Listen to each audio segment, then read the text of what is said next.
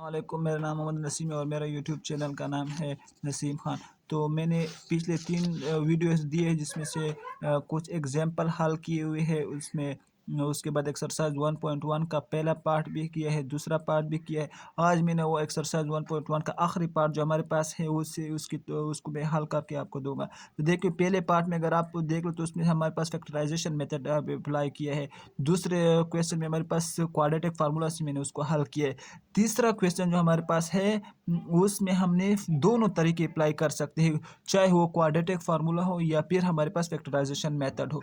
तो देख यहाँ पर हमारे पास कौन सा find all solution of following equation, मतलब किसी भी तरीके से हम उसको हल कर सकते हैं। तो देखिए, पहले पार्ट हमारे पास क्या दिया है, T square minus A T plus 7 is equal to 0।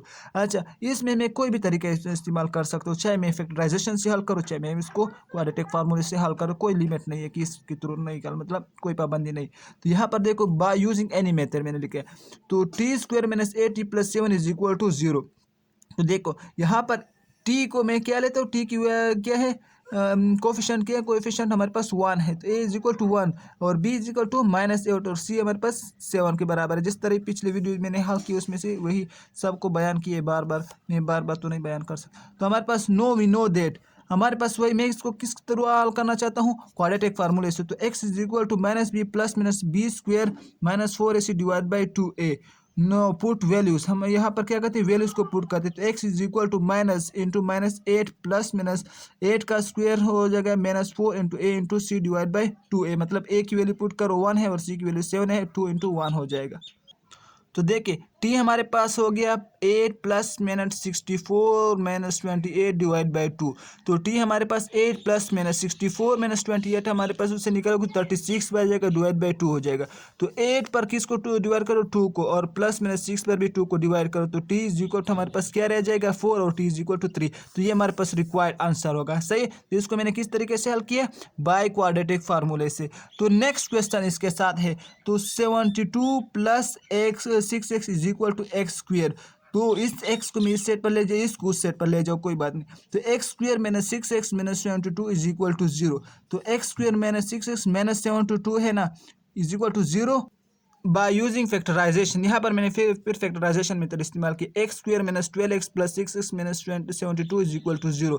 यहाँ से इन दोनों में से किस किस चीज़ को कॉमन ले सकते हो, x को, तो x माइनस 12 रह जाएगा। यहाँ पर किस चीज़ को कॉमन ले सकते हो, 6x, तो 6 कॉमन लोगे तो 6 कॉमन लेना है, x नहीं ले सकते क्योंकि 72 के साथ x नहीं है। तो यहाँ से 6 कॉमन लोगे तो x minus 12 is equal to 0। तो x plus 6 is equal to 0। देख यहाँ, और x minus 12 is equal to 0। तो x हमारे पास -6 और x इज इक्वल टू 2 हमारे पास 12 हमारे पास होगा। तो ये हमारे पास रिक्वायर्ड आंसर होंगे।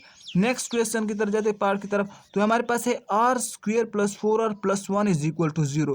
तो by using quadratic formula r square plus 4r plus 1 is equal to 0। तो देखो, आर स्क्वेयर को मैं किस ए के, आर स्क्वेयर का कोएफिशिएंट हमारे पास क्या है, 1 है, तो ए इज इक्वल टू 1 और बी यहाँ पर हमारे पास कोएफिशिएंट क्या है, 4, तो बी इज इक्वल टू 4 और कांस्टेंट की कोएफिशिएंट क्या है, 1। तो देखो आखिरी पार्ट हमारे पास क्या होगा, कांस्टेंट होगा, ये भी याद रखना।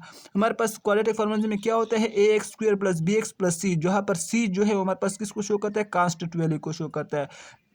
हमारे पास क्या है formula, r is equal to minus B plus minus B square minus 4ac divide by 2a। तो देखिए यहाँ पर हमने क्या करना है, वैल्यू पुट करनी है। अब यहाँ पर मैं हम वैल्यू पुट करेंगे तो क्या होगा, -4 प्लस -4 का स्क्वायर -4 इंटू ए इंटू सी, ए की वैल्यू 1 है और सी की वैल्यू भी 1 है, डिवाइड बाई 2a। तो -4 प्लस -16 -4 डिवाइड बाई 2, देखो 4 का स्क्वायर 16 -4 डिवाइड बाई 2 होगा। और यहाँ पर -4 plus -16 -4 is equal to 12 divide by 2। तो -4/2 प्लस -√12/2 होगा। तो हमारे पास ये